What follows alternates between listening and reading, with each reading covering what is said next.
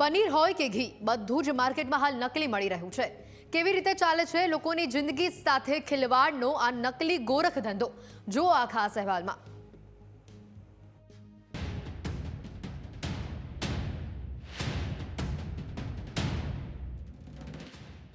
ખાવામાં ખતરો, નકલીથી સાવધાન। તમે નથી ખાઈ રહ્યા ને કોઈ નકલી ઘી? આ પનીર બીમારીને નોતરશે। સાવધાન, તમારા ઘરે આવતા ખાદ્ય પદાર્થ નકલી તો નથી ને? કેમ કે મહાનગરોમાં ધમધમી રહી છે નકલીની ફેક્ટરીઓ। નફાખોરીની લાલચમાં ખાદ્ય પદાર્થોમાં ભેળસેળનું દૂષણ પરાકાષ્ઠા સર્જી રહ્યું છે।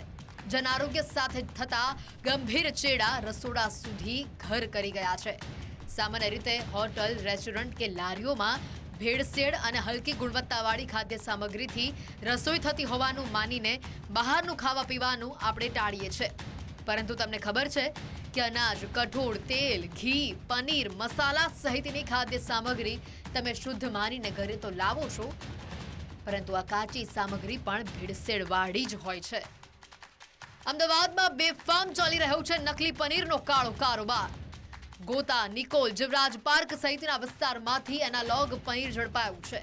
એએમસીના હેલ્થ વિભાગે કૃષ્ણ ડેરીમાંથી એનાલોગ પનીરનો 1.39 લાખ રૂપિયાનો જથ્થો પકડી પાડ્યો છે। તમને સવાલ થશે કે આ એનાલોગ પનીર એટલે શું? તો તમને જણાવી દઈએ કે એનાલોગ પનીર એ પરંપરાગત પનીરનો વિકલ્પ છે, જે ડેરી ઉત્પાદનોથી નહીં પરંતુ પામ તેલ, સ્ટાર્ચ અને વેજીટેબલ ફેટ્સથી બને છે, જે તમારા સ્વાસ્થ્ય માટે અત્યંત જોખમી છે। અમદાવાદ મ્યુનિસિપલ કોર્પોરેશન દ્વારા એનાલોગ પનીર જે છે તે સીલ કરવામાં આવ્યા છે। અમદાવાદમાંથી 840થી પણ વધારે કિલોનું પનીર જે છે તે જપ્ત કરીને લેબોરેટરીમાં મોકલવામાં આવ્યું છે। વાત કરવામાં આવે તો અમદાવાદના ગોતા વિસ્તારમાં આવેલી કૃષ્ણ ડેરી છે, ત્યાં પણ અમદાવાદ મ્યુનિસિપલ કોર્પોરેશન દ્વારા રેડ કરવામાં આવી હતી અને ડેરીનું જે પનીર આવેલું છે તે પણ અહીંયા સીલ કરવામાં આવ્યું છે। પનીર મારું નાથ દ્વારા થયા હોય, નાથ દ્વારા। કેમ આ પ્રકારનું પનીર વેચો છો? આ પ્રકારનું સર જે સેમ્પલ ભરાયું છે, પરમદાળ જ ભરાયું છે, લિબોર્ટી થઈને આવો તો જે કાયદેસર દંડ સાથે ગેરકાયદેસર સાથે એનું જે દંડ સાથે અમે હાલવા થઈએ પહેલાં લિબોર્ટીમાં ગયેલું છે, એમાં કોઈ ના નથી। સેમ્પલ ભરાયું છે, એ પનીર લોગ ભી છે, એમાં કોઈ ચિંતા નહીં। હવે સેમ્પલ પાસ થઈને આવો તો આગળ હરી છાપ કી જ્યારથી ધંધો ચાલુ કર્યો ત્યારથી એક જ ધારે ચાલે। કોઈ જગ્યાએ સેમ્પલ હજુ સેમ્પલ એક નહીં, દર વર્ષે ભરાવું છું, દર વર્ષે સેમ્પલ ભરાવું છું સરજી। એવું કોઈ હા નથી, કંપની જવાબદાર, કંપનીથી આવે અને કંપની માલિક સુધી અમને 5-10 મિનિટમાં આવે। તમને લાગે છે કે આ સ્વાસ્થ્ય ચેડા થઈ રહ્યા છે આ પ્રકારના પનીર? वो दुनिया कुछ भी बोले लेकिन सैंपल तो आ जाने दो, जिसको मैं भराया हूँ बिंदा से, और भराने के बाद वो पेटी भी लॉक कर दिया हूँ, वो माल पड़ा ही है।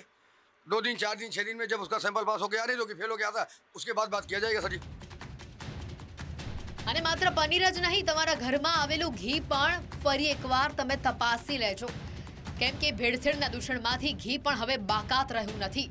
ખેડા જિલ્લામાંથી ફરી એકવાર નકલી ઘીની ફેક્ટરીનો પર્દાફાશ થયો છે। નડિયાદ ડાકોર રોડ પર નકલી ઘી બનાવતી ફેક્ટરી ઝડપાઈ છે। ફૂડ વિભાગે 8.50 લાખનું શંકાસ્પદ ઘી અને નકલી ઘી માટે વપરાતો મુદ્દામાલ સીઝ કર્યો છે। ફેક્ટરીના માલિકો તાળા મારીને ભૂગર્ભમાં ઉતરી ગયા છે। અગાઉ સપ્ટેમ્બર 2023માં 1462 કિલો શંકાસ્પદ ઘી અહીંયાથી ઝડપાયું હતું। તો ફરી આ જ ફેક્ટરી કેવી રીતે ચાલુ થઈ તે પણ એક મોટો સવાલ છે। અસલી કે નકલી કેવી રીતે ઓળખશો? વાસ્તવિક પનીર નરમ હોય છે, નકલી પનીર રબરની જેમ ખેંચાય છે। પનીરને ગરમ પાણીમાં ઉકાળો,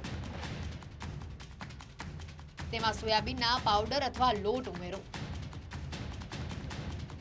પનીર નકલી હશે તો રંગ બદલાઈ જશે। શું તમે ખાતા નથી ને નકલી પનીર?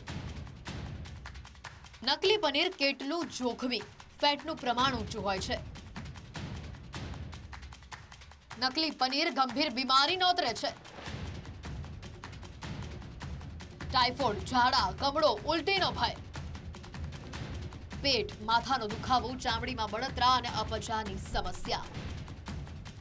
અવારનવાર આરોગ્ય ટુકડીઓની ચેકિંગ ઝુંબેશ દરમિયાન શહેરીજનોના આરોગ્ય સાથે ગંભીર ચેડા કરનારા તત્વોના અનેક કારસ્તાન બહાર આવ્યા છે। આમ છતાં આવા લેભાગુ તત્વો તક મળે અને જન આરોગ્ય સાથે ચેડા કરવાનું ચૂકતા નથી। આવા સંજોગોમાં ચેતતા નર સદા સુખીની ઉક્તિ મુજબ લોકોએ રસોડામાં ઉપયોગમાં લેવાતી ખાદ્ય સામગ્રીની ખરીદી યોગ્ય સ્થળેથી જ કરવી જોઈએ અને સસ્તાના મોહમાં આરોગ્ય સામે ખતરો ઊભો થાય તેવી ચીજવસ્તુની ખરીદી ટાળવી જોઈએ।